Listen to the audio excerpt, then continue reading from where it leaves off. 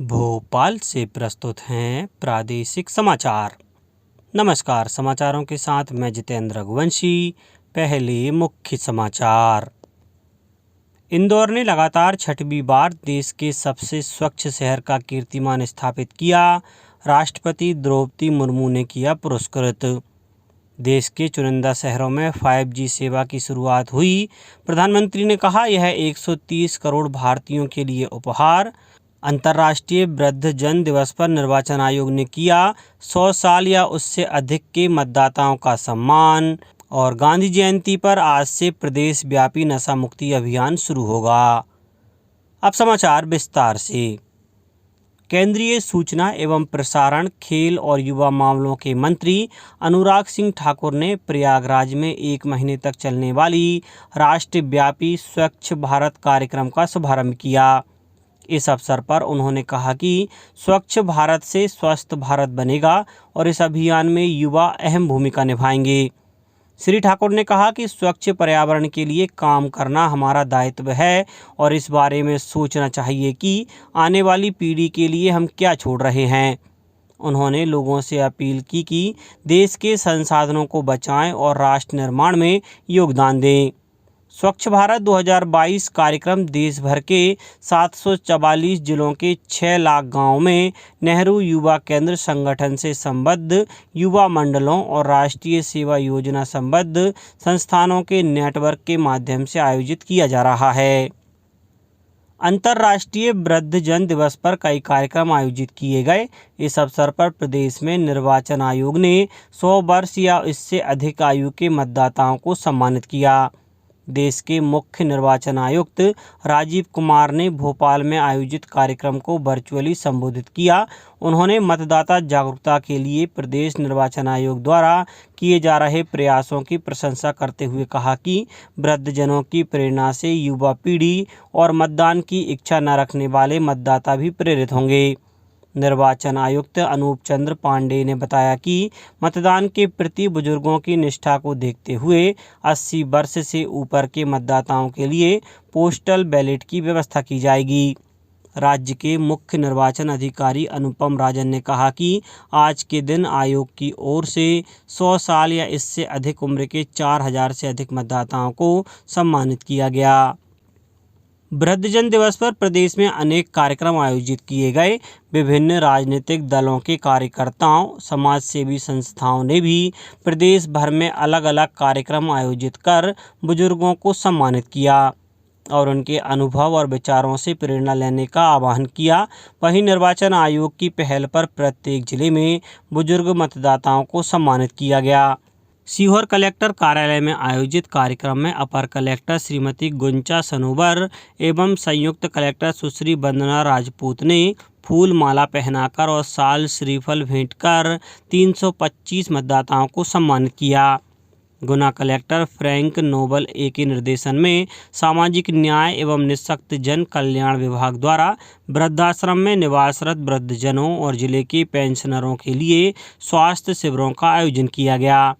शिविर में उन्हें आवश्यक दवाइयां व किट उपलब्ध कराई गई। साथ ही सहभोज का आयोजन किया गया। वहीं शिवपुरी में मंगलम केंद्र पर आयोजित सम्मान समारोह में 105 वर्षीय मानाबाई सहित अन्य बुजुर्गों को सम्मानित किया गया। इस मौके पर मध्य प्रदेश पाठ्य पुस्तक निगम के उपाध्यक्ष प्रहलाद भारती और जिला पंचायत CEO उमराव मरावी मौजूद थे। आगरमालवा स्थित जिला चिकित्सालय में वृद्धजनों के स्वास्थ्य परीक्षण के लिए शिविर लगाया गया। वहीं जिले के 38 शतायु सम्मानित भी किए गए। देवास में इस अवसर पर बुजुर्ग मतदाताओं के सम्मान के साथ ही विधिक जागरूकता शिविर का आयोजन भी किया गया। इसके अलावा भोपाल, जबलपुर, इंदौर, ग्वालियर, अशोकनगर, बैतूल, मुरैना, नर्मदापुरम सहित राज्य के सभी जिलों में अंतर्राष्ट्रीय वृद्धजन दिवस पर कार्यक्रम आयोजित किए गए। प्रधानमंत्री नरेंद्र मोदी ने कल नई दिल्ली में आयोजित एक कार्यक्रम से 5G सेवाओं की शुरुआत की। इस अवसर पर श्री मोदी ने कहा कि 5G सेवा की शुरुआत दूरसंचार उद्योग की ओर से 130 करोड़ भारतीयों के लिए उपहार है। यह एक नए युग में प्रवेश और अनंत अवसरों की शुरुआत है। उन्होंने कहा कि 2G, 3G और 4G सेवाओं के दौर में भारत तकनीक के लिए अन्य देशों पर निर्भर था, लेकिन 5G सेवा की शुरुआत कर देश ने एक नया इतिहास रच दिया है। श्री मोदी ने कहा कि वर्ष 2014 में भारत ने मोबाइल बनाने वाली केवल 2 इकाइयां थीं, लेकिन अब 200 से अधिक मोबाइल के कारखाने काम कर रहे हैं।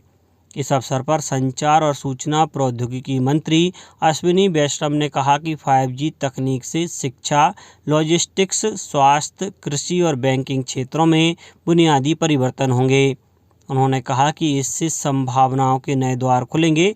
पहले चरण में दिल्ली, मुंबई, वाराणसी सहित देश के चुनिंदा शहरों में शुरू की गई 5G सेवा से इंटरनेट की गति तेज होगी, कवरेज का दायरा बढ़ेगा। इससे रोजगार के भी नए अवसर मिलेंगे। 5G तकनीक को दिसंबर 2023 तक इसे पूरे देश में शुरू कर दिया जाएगा। मुख्यमंत्री शिवराज सिंह चौहान आज गांधी जयंती 2 अक्टूबर से प्रदेश व्यापी नशा मुक्ति अभियान का शुभारंभ करेंगे। यह राज्य स्तरीय कार्यक्रम भोपाल के लाल परेड ग्राउंड पर दोपहर 12 बजे से आरंभ होगा।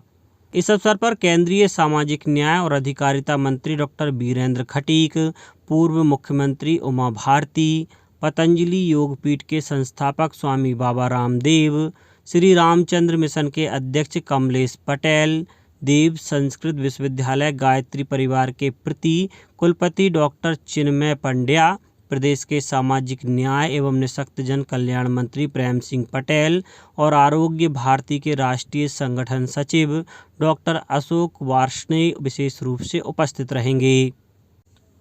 स्कूल शिक्षा, स्वतंत्र प्रभार और सामान्य प्रशासन राज्य मंत्री श्री इंदर सिंह परमार ने वर्ष 2021 एवं 2022 में नियुक्त उच्च माध्यमिक एवं माध्यमिक शिक्षकों को परिवीक्षा अवधि में स्थानांतरण नीति 2022 में केवल सत्र 2022-23 के लिए स्थानांतरण प्रक्रिया में शिथिलता प्रदान किए जाने के निर्देश दिए हैं।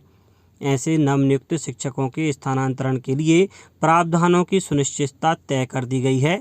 स्थानांतरण नीति 2022 की कंडिका 3.1.2 के अनुसार वरीयता प्रदान कर स्थानांतरण किया जा सकेगा।